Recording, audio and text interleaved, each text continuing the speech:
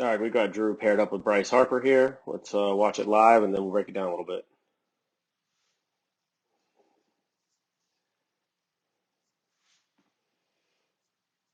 All right, let's see here. Get Bryce back to the beginning. 62 from the front toss. 62 was our highest exit velocity. So good job on that, Drew.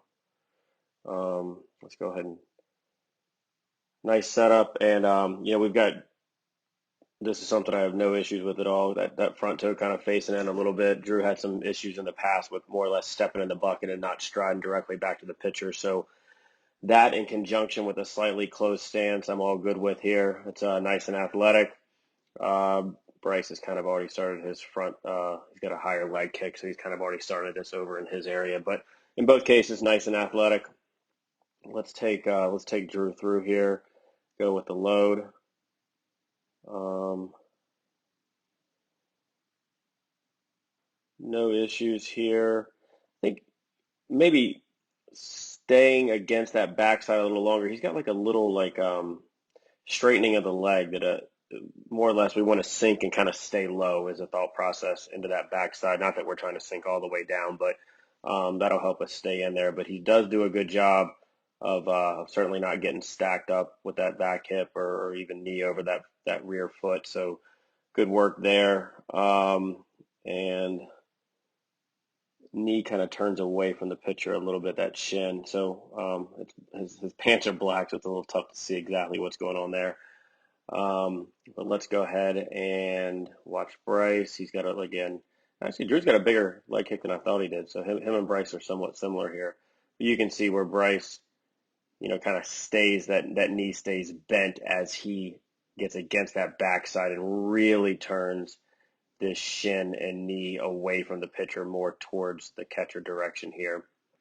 But see how it's much more bent than what it looks like Drew's is. So we'll work on a couple things. That's an easy fix. Um, and then as Drew's front foot lands, we don't gain much ground with the stride, meaning where it starts here to where it lands, but that's completely fine. Let's look. I think we could go ahead and land with a little more instep pressure. I think that's something Drew and I have talked about when we want to stay within our feet, or in between our feet. So whenever we're loading, we have instep pressure on that back foot, and then when we land, we have instep pressure on the front foot. But all in all, Drew does do a pretty good job of staying back here, so we're not going to worry about that. Let's see what Bryce does, and you can even just see here's really pronounced. We talk about instep pressure. I mean, the outside of his foot's not even on the ground here. So that's a good shot of that. See how the back knee is starting to drive down. This is what you'll see with almost every major leaguer. This starts the swing. He's grounded here. Now he's starting the swing with the lower half. That back knee drives down, and the hips start to lead the way with his hands still trailing. So front heel lands. Knob of the bat is facing the catcher's feet. Um, barrel somewhere above his head, which is in a good spot. Let's see what happens when Drew's heel lands. Kind of the whole foot lands at the same time. So I'd say it's about right there when it finally connects with the ground fully. So not bad. I will say, let's clear this out.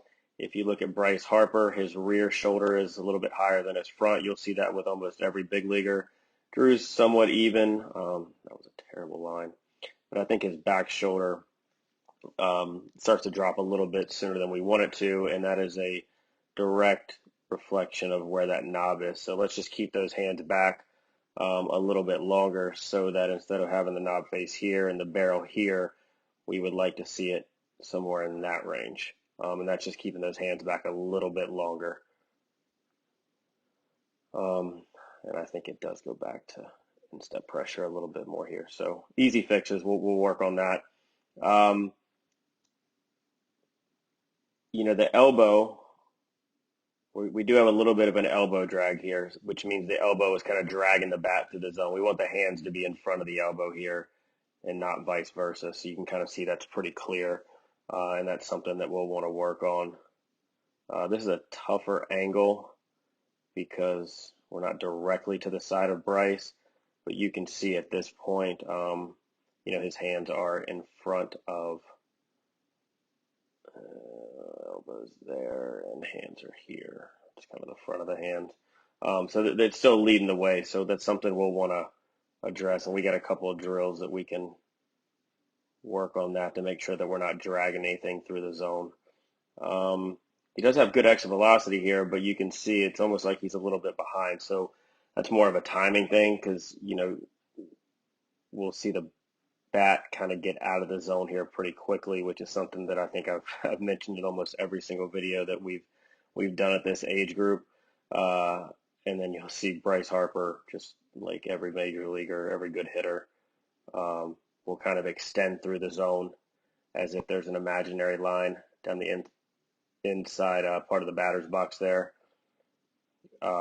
instead of getting out of the zone too quickly. So some easy fixes here for the most part. We'll talk about launch position. I think that's pretty common element here with the 12U group, and making a couple of tweaks just with the lower half, and we'll be in good shape. But all in all, good swing.